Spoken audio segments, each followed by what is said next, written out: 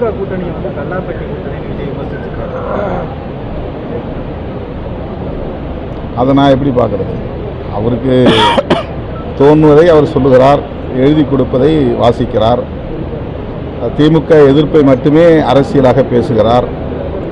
அவர் இதுவரையில் 5 கொள்கை தலைவர்களை ஏற்றுக்கொண்டதாக சொன்ன அவர் அந்த தலைவர்களின் கொள்கை கோட்பாடுகள் என்ன என்பதை தன்னுடைய தலைமையை ஏற்று வருகிற தொண்டர்களுக்கு விளக்கியதாக தெரியவில்லை.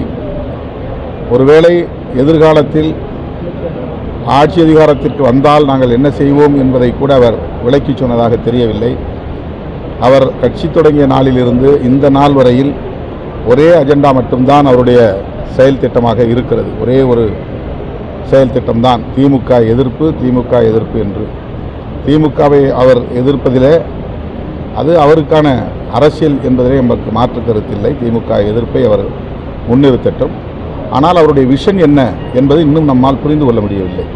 எதற்காக கட்சி தொடங்கினார், யாருக்காக கட்சி தொடங்கினார், எந்த இலக்கை நோக்கி அவர் பயணிக்கிறார், என்ன செயல் திட்டங்களை வரையறுத்து அதை நடைமுறைப்படுத்தப் போகிறார் என்று இதுவரையில் அரசியல் களத்தில் நிற்கிற எம்மை போன்றவர்களாலேயே புரிந்து கொள்ள முடியவில்லை. சார், தொகுதி பங்கீட்டுக்கு இது வரைக்கும் அழைப்பு இல்லைன்னு சில கட்சிகள் சீமான் ஒவ்வொரு கட்சியாக தான் அழைப்பாங்க. வேட்பாளர் வரைக்கும் வந்துட்டாங்க. இது ரொம்ப இந்த தனியாக நிற்கிறவங்க எப்போ வேணாலும் அறிவிக்கலாம். அதில் என்ன இருக்குது?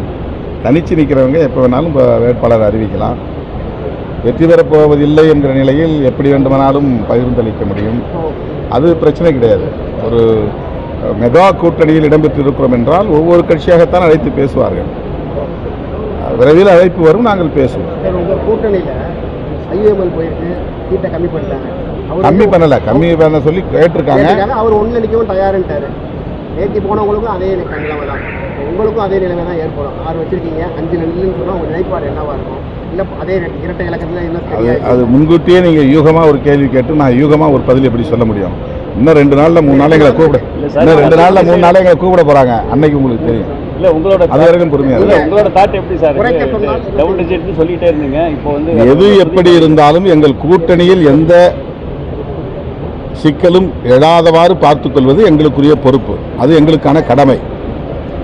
நாங்கள் பங்கிட்டுக் கொள்வதில் முன்ன பின்ன இருக்கலாம், அதில் சலசலப்பு வரலாம், மாறுபட்ட கருத்துக்கள் எழலாம், விமர்சனங்களும் வரலாம். அதை ஊடகங்கள் சண்டை, சச்சரவு, உடைவு, சிதைவு என்றெல்லாம் எழுதக்கூட வாய்ப்பு இருக்கிறது. ஆனால் அதை தாண்டி இந்த கூட்டணி கட்டுக்கோப்பாக இருக்கும். இந்த கூட்டணியில் இடம்பெற்றுள்ள ஒவ்வொரு கட்சியும் நன்கு பக்குவமடைந்த, முதிர்ச்சி அடைந்த தலைமையை கொண்டிருக்கிற கட்சிகள். எனவே திமுக தலைமையிலான மதசார்பற்ற முற்போக்கு கூட்டணியில் தொகுதி பங்கீட்டினால் எந்த சிக்கலும் எழாது அல்லது உடைவதற்கோ சிதறுவதற்கோ வாய்ப்பு இருக்காது. பொது தொகுதி கேட்குற எண்ணம் இருக்கா? கேட்டு அது ஒவ்வொரு தேர்தலையும் நாங்கள் கேட்டுட்டு தான் இருக்கிறோம். எண்ணம் இல்லை இல்லை, வாங்கியிருக்கிறோமே. போன தடவை நாங்கள் 2 இடத்துல ஜெயிச்சிருக்கோமே. திருப்போரூர், நாகப்பட்டினம் 2 பொது தொகுதி தான். அதுக்கு முன்னாடி முகையூர் வாங்கியிருக்கிறோம், உளுந்தூர்பேட்டை வாங்கியிருக்கிறோம், சோழிங்கநல்லூர் வாங்கியிருக்கிறோம். எத்தனையோ பல முறை பொது தொகுதிகளை பெற்றிருக்கிறோம். இந்த முறையும் எங்களுக்கு பொது தொகுதி கொடுப்பாங்க. பொறுத்து இருந்து பார்க்கலாம். திமுக கூட்டணியில் தேமுதிக இணைஞ்சிருக்காங்க. இப்போ எப்படி பார்க்குறீங்க? இப்போ வந்து விஜயகாந்த் வந்து கடுமையாக விமர்சிச்சிருந்தார் திமுகவை. அந்த விஷயங்கள்லாம் இப்போ வந்து ஒரு பேசும் பொருளாக இருக்கு. இந்த கேள்விக்கு விஜயகாந்த் தலைமையிலான அந்த கட்சி, அவருடைய கட்சியை சார்ந்தவர்கள் தான் பதில் சொல்லணும். எங்களை பொறுத்தவரையில் எங்கள் கூட்டணி வலிமை பெற்றிருக்கிறது. அதை மகிழ்ச்சியோடு வரவேற்கிறோம். ஓபிஎஸ் மனம் வந்து பேசியிருக்காரு சார், நான் அரசியல் விட்டே போயிடுமா, என்னதான் வழி சொல்லுங்கிற மாதிரி பேசியிருக்காரு பேட்டியில். அதை நீங்கள் எப்படி பார்க்குறீங்க சார்? எவ்வளோ தடவை ஒரு சிஎம்மாக இருந்தார், கட்சியை வழி நடத்தினார், கடைசியில் இப்போ அவருடைய நிலைமை வந்து இந்த அளவுக்கு வந்துருக்கு. நீங்கள் அதை எப்படி பார்க்குறீங்க?